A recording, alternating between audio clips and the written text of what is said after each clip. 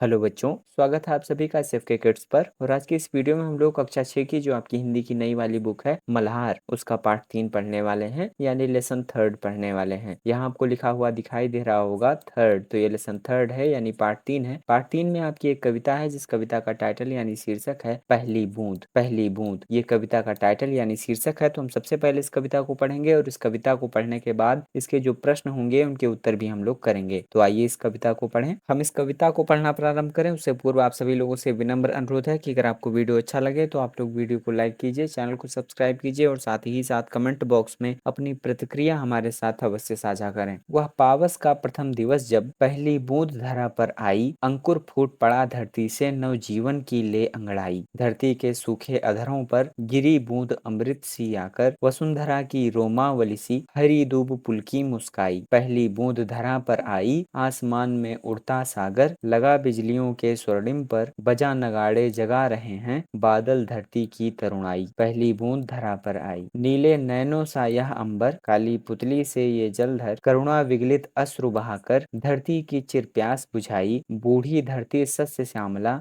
बनने को फिर से ललचाई। पहली बूंद धरा पर आई। ये तो थी कविता। इसे लिखा था गोपाल कृष्ण कौल ने। यहाँ आपको नाम लिखा हुआ दिखाई दे रहा होगा। अब आइए इसके जो प्रश्न हैं उनके उत्तर कर लेते हैं। भाई, कवि से परिचय यानी इस कविता के लिखने वाले गोपाल कृष्ण कौल के बारे में यहाँ पर दिया गया है। आप उसे पढ़ करके उनके बारे में जान लीजिए। पाठ से, मेरी समझ से, क करके प्रश्न। नीचे दिए गए प्रश्नों का सटीक उत्तर कौन सा है, उसके सामने तारा बनाइए। नंबर 1 करके प्रश्न, कविता में नवजीवन की ले अंगड़ाई किसके लिए प्रयुक्त हुआ है? तो इसका उत्तर है अंकुर। इसके सामने आप लोग तारा बना लेंगे। नंबर 2 करके प्रश्न है, नीले नैनों सा यह अंबर, काली पुतली से ये जलधर में काली पुतली है। इसका उत्तर लिखिए बारिश की बूंदें। इसके सामने आप लोग तारा बना लेंगे। खा करके प्रश्न, अब अपने मित्रों के साथ चर्चा कीजिए कि आपने ये उत्तर क्यों चुने। यानी आप अपने मित्रों यानी अपने दोस्तों के साथ बैठ करके चर्चा कीजिए कि आपने यह उत्तर क्यों चुना है। मिलकर करें मिलान। कविता की कुछ पंक्तियां नीचे दी गई हैं। इन पंक्तियों में कुछ शब्द रेखांकित हैं। दाहिनी ओर रेखांकित शब्दों के भावार्थ दिए गए हैं, इनका मिलान कीजिए। कहने का अर्थ है कि कविता से कुछ पंक्तियां यहाँ पर दी गई हैं। इन पंक्तियों में से कुछ ऐसे शब्द हैं जिनको रेखांकित किया गया है और रेखांकित जो शब्द हैं उनके भावार्थ दाहिनी तरफ दिए गए हैं, उनको मिलाना है। तो इसे कुछ इस प्रकार से मिला देंगे। 1 को 2 से, 2 को 1 से, 3 को 4 से और 4 को 3 से मिलाना है। पंक्तियों पर चर्चा। कविता में से चुनकर कुछ पंक्तियां नीचे दी गई हैं। इन्हें ध्यान से पढ़िए और इन पर विचार कीजिए। आपको इनका क्या अर्थ समझ में आया, अपने विचार कक्षा में समूह में साझा कीजिए और अपनी लेखन पुस्तिका में लिखिए। यानी कविता में से कुछ पंक्तियां यहाँ नीचे दी गई हैं जिन्हें आपको ध्यान से पढ़ करके इन पर विचार करना है। विचार करने से आपको इसका अर्थ समझ में आएगा और जो आपका विचार होगा उसे आप अपने कक्षा में समूह में साझा करें और इसके अलावा अपनी लेखन पुस्तिका में भी लिखें। जैसे पहली पंक्ति है, आसमान में उड़ता सागर, लगा बिजलियों के स्वर्णिम पर, बजा नगाड़े जगा रहे हैं बादल धरती की तरुणाई। तो इसका अर्थ लिखिए, आसमान में जल रूपी बादलों में बिजली चमक रही है, जैसे सागर बिजलियों के सुनहरे पंख लगाकर आसमान में उड़ रहा है। बादलों की गर्जन सुनकर ऐसा आभास होता है कि वे नगाड़े बजा बजा कर धरती की यौवनता को जगा रहे हैं। दूसरी पंक्ति है, नीले नैनों सा यह अंबर, काली पुतली से ये जलधर, करुणा विगलित अश्रु बहाकर धरती की चिर प्यास बुझाई। तो इसका अर्थ लिखें, नीला आसमान नीली आंखों के समान है और काले बादल उन नीली नीली आंखों की काली पुतली के समान है, मानो बादल धरती के दुखों से दुखित होकर वर्षा रूपी आंसू बहा रहा हो। इस प्रकार धरती की प्यास बुझ जाती है। सोच विचार के लिए कविता को एक बार फिर से पढ़िए और निम्नलिखित के बारे में पता लगाकर अपनी लेखन पुस्तिका में लिखिए। यानी कह रहा है कविता को एक बार फिर से पढ़ें और ये जो बातें लिखी गई हैं इसके बारे में पता लगाकर आपको अपनी कॉपी में लिखनी है। बारिश की पहली बूंद से धरती का हर्ष कैसे प्रकट होता है? तो इसका उत्तर लिखिए, धरती के सूखे होठों पर बारिश की बूंद अमृत के समान गिरती है, मानो वर्षा होने से बेजान और सूखी पड़ी धरती को नवीन जीवन ही मिल गया हो। इस प्रकार बारिश की पहली बूंद से धरती का हर्ष प्रकट होता है। कविता में आकाश और बादलों को किनके समान बताया गया है? तो इसका उत्तर लिखें, प्रस्तुत कविता के अनुसार नीले आकाश को नीली आंखों के समान और काले बादल को नीली नीली आंखों की काली पुतली के समान बताया गया। कविता की रचना। आसमान में उड़ता सागर, लगा बिजलियों के स्वर्णिम पर। कविता की इस पंक्ति का सामान्य अर्थ देखें तो समुद्र का आकाश में उड़ना असंभव होता है, लेकिन जब हम इस पंक्ति का भावार्थ समझते हैं तो अर्थ इस प्रकार निकलता है, समुद्र का जल बिजलियों के सुनहरे पंख लगाकर आकाश में उड़ रहा है। ऐसे प्रयोग न केवल कविता की सुंदरता बढ़ाते हैं बल्कि उसे आनंददायक भी बनाते हैं। इस कविता में ऐसे दृश्यों को पहचानें और उन पर चर्चा करें। यानी कविता में आए हुए ऐसे दृश्यों, ऐसे सीन को पहचानें और उन पर चर्चा यानी डिस्कशन करें। शब्द एक अर्थ अनेक। अंकुर फूट पड़ा धरती से, नवजीवन की ले अंगड़ाई। कविता की इस पंक्ति में फूटने का अर्थ पौधे का अंकुरण है। फूट का प्रयोग अलग अलग अर्थों में किया जाता है, जैसे फूट डालना, घड़ा फूटना आदि। अब फूट शब्द का प्रयोग ऐसे वाक्यों में कीजिए जहाँ इसके भिन्न भिन्न अर्थ निकलते हों। जैसे अंग्रेजी की नीति थी फूट डालो और राज करो। तो इसका उत्तर लिखें। पहला वाक्य लिखें, दोस्तों में फूट पड़ गई। दूसरा वाक्य, उसका सिर फूट गया। तीसरा वाक्य, धरती से जल की धारा फूट पड़ी। चौथा वाक्य, दीवार से टकराते ही उसकी एक आंख फूट गई। अनेक शब्दों के लिए एक शब्द। नीले नैनों सा यह अंबर, काली पुतली से ये जलधर। कविता की इस पंक्ति में जलधर शब्द आया है। जलधर दो शब्दों से बना है, जल और धर। इस प्रकार जलधर का शाब्दिक अर्थ हुआ जल को धारण करने वाला। बादल और समुद्र दोनों ही जल धारण करते हैं, इसलिए दोनों जलधर हैं। वाक्य के संदर्भ या प्रयोग से हम जान सकेंगे कि जलधर का अर्थ समुद्र है या बादल। शब्दकोश या इंटरनेट की सहायता से धर से मिलकर बने कुछ शब्द और उनके अर्थ ढूंढ कर लिखिए। तो इसका उत्तर लिखिए। शब्द लिखिए चक्रधर, इसका अर्थ लिखिए चक्र को धारण करने वाला अर्थात भगवान विष्णु। शब्द लिखिए हलधर, इसका अर्थ लिखिए हल को धारण करने वाला अर्थात श्री बलराम। शब्द लिखिए गिरिधर और इसका अर्थ लिखिए पर्वत को धारण करने वाला अर्थात श्री कृष्ण। शब्द लिखिए मुरलीधर और इसका अर्थ लिखिए मुरली को धारण करने वाला अर्थात श्री कृष्ण। शब्द पहेली, दिए गए शब्द जाल में प्रश्नों के उत्तर खोजें। क करके प्रश्न है, एक प्रकार का वाद्य यंत्र। तो यह नगाड़ा है, इसे यहाँ लिख लेंगे नगाड़ा। ख करके प्रश्न, आँख के लिए एक अन्य शब्द। तो यह नयन है, यहाँ नयन लिख लेंगे। ग करके प्रश्न, जल को धारण करने वाला। तो यह जलधर है, यहाँ जलधर लिख लेंगे। घ करके प्रश्न, एक प्रकार की घास। तो यह दूब है, दूब को ऐसे घेरने के बाद यहाँ दूब लिख लेंगे। अंग करके प्रश्न, आंसू का समानार्थी। तो यह अश्रु है, इसको घेरने के बाद यहाँ पर अश्रु लिख लेंगे। च करके प्रश्न, आसमान का समानार्थी शब्द। तो यह अंबर है, अंबर को ऐसे घेरने के बाद यहाँ पर अंबर लिख लेंगे। पाठ से आगे आपकी बात। बारिश को लेकर हर व्यक्ति का अनुभव भिन्न होता है। बारिश आने पर आपको कैसा लगता है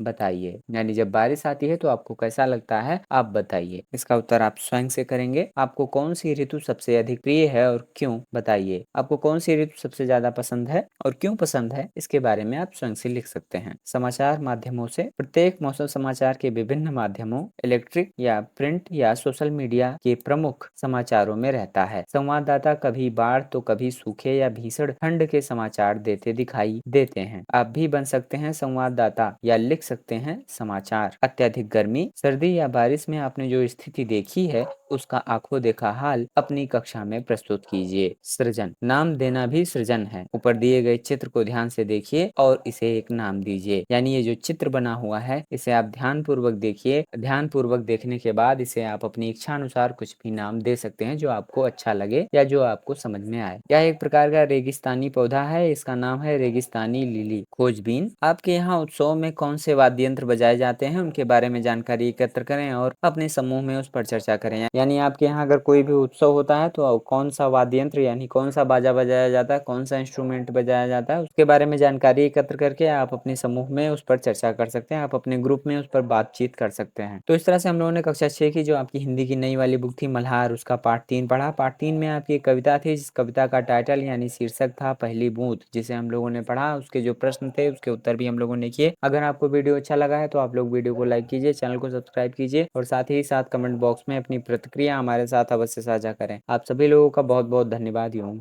आभार।